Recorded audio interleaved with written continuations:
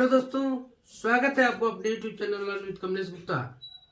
आइए चर्चा करते हैं पृथ्वी और उसके सौरिक संबंध। जैसा कि हम सबको पता है कि सौर मंडल का मुखिया सूर्य है और सूर्य के चारों तरफ सभी ग्रह उपग्रह परिक्रमा करते हैं और सभी ग्रह जब इसके परिक्रमा करते हैं तो उन ग्रहों के बीच कोई न कोई संबंध होगा।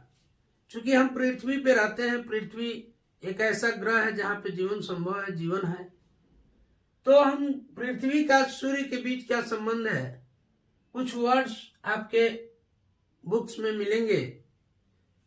प्रकाश चक्र, पृथ्वी की गतियां, उपसौर, अपसौर और एफसाइड रेखा, ये चीजें, ये शब्द जो होते हैं कई बार कंफ्यूज कर देते हैं। ताकि इसी डाउट को क्लियर करने के लिए क्लास आपका लगा हुआ है। आपको पता है कि पृथ्वी सूर्य की परिक्रमा करती है और अपने अक्ष पे भी गति करती है। अब ये मान लीजिए ये आपका ये वृत्ताकार कक्ष है, जिस कक्ष में पृथ्वी इस सूर्य का परिक्रमा कर रही होती है। पृथ्वी सूर्य का परिक्रमा करते हुए इसके चारों तरफ घूमते हुए अपने जगह पे भी घूमती है। तो जो भाग सूर्य के सामने पड़ता है वहां पे प्रकाश मिलता है या दिन रहता है, और जो भाग सूर्य के सामने नहीं पड़ता, उसके विपरीत होता है, वह भाग अप्रकाशित होता है, या ये कहें कि वहां रात होती है। तो ऐसी काल्पनिक रेखा, प्रकाश चक्र किसे कहेंगे, ऐसी काल्पनिक रेखा जो पृथ्वी के प्रकाशित और अप्रकाशित भागों को बांटती है, वह प्रकाश चक्र कहलाती है। अब आगे आते हैं, अगला टॉपिक, पृथ्वी की गतियां। पृथ्वी की कितने प्रकार की गतियां हैं? पृथ्वी दो प्रकार की गति करती है।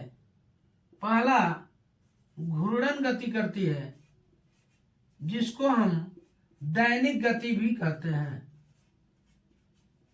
दैनिक गति भी इसको कहते हैं, दैनिक गति या घूर्णन गति। क्यों? क्योंकि यह पृथ्वी अपने जगह पे, अपने अक्ष पे पश्चिम से पूर्व की तरफ घूमती है और यह 24 घंटे में एक घूर्णन गति पूरा कर लेती है, जिसके कारण पृथ्वी पे दिन और रात बनते हैं। प्रश्न आपसे यह पूछा जाता है कि दिन और रात किस गति के कारण बनते हैं? तो दिन और रात इस घूर्णन गति के कारण पृथ्वी पे बनते हैं। यह घूर्णन गति पृथ्वी कितने समय में पूरा करती है? 24 घंटे में। यह पश्चिम से पूर्व की तरफ घूमती है।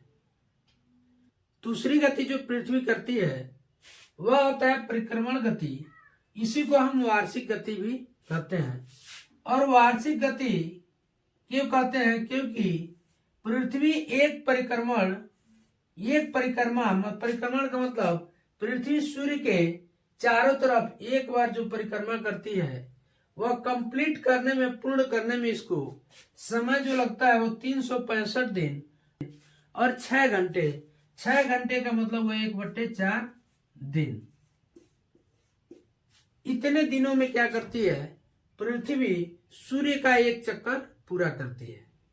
एक वर्ष में यह एक परिक्रमा पूरा करती है, इसलिए हम इसको वार्षिक गति भी कहते हैं। अब अगला टॉपिक आता है उपसौर। उपसौर किसे कहते हैं? पृथ्वी जब गति करती है, इस सूर्य के चक्कर लगाती है, तो उस समय एक ऐसा भी दौर आता है, ऐसा भी समय आता है कि जब पृथ्वी सूर्य के सबसे नजदीक होती है। जैसे कि मान लीजिए यहाँ पे आ गई पृथ्वी और यहां से इसकी दूरी कम है, तो जिस समय यह दूरी सबसे कम होगा उसको हम उपसौर कहेंगे। और ऐसा समय आएगा जब यह सूर्य से इसकी दूरी ज्यादा हो जाएगी, अधिकतम दूरी होगी पृथ्वी की, तो उस समय को हम अपसौर कहेंगे। उपसौर और अपसौर, दूरी अधिकतम होगी अपसौर। अब अगला इसमें टॉपिक दिया है एप्साइड रेखा। एप्साइड रेखा क्या होता है? यानी उपसौरिक और अपसौरिक समय को मिलाने वाली जो रेखा होती है वह एप्साइड रेखा। जैसे मान लीजिए हम काल्पनिक रेखा, ये काल्पनिक रेखा, ये वाली रेखा यहां से यहां मिल गई, यह रेखा एप्साइड रेखा कहलाएगी। मुझे आशा है मित्रों यह क्लास आपको अच्छा लगा होगा। अच्छा लगा हो तो प्लीज लाइक कर दीजिए, वीडियो को दोस्तों में शेयर कर दीजिए, चैनल को सब्सक्राइब कर लीजिए। मिलते हैं नेक्स्ट वीडियो में अगले टॉपिक के साथ।